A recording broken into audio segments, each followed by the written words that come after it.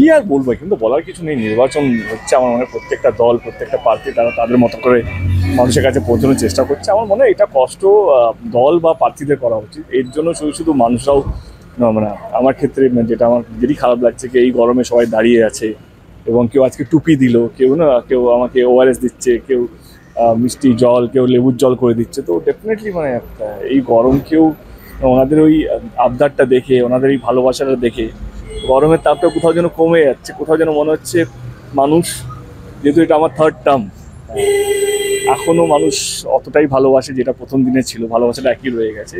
এবং কোথাও যেন দায়িত্ব এবং কর্তব্য বেড়ে যায়, কোথাও যেন মনে হয় কি না এই মানুষগুলোকে আরও ভালো কীভাবে রাখা যায়।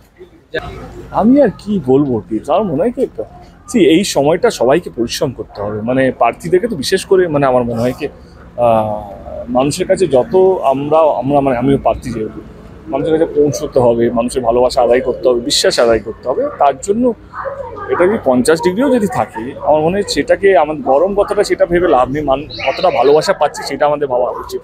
আরও খবরের আপডেট পেতে সাবস্ক্রাইব করুন আমাদের ইউটিউব চ্যানেলটি আর বেল আইকনে ক্লিক করুন নোটিফিকেশনস পেতে।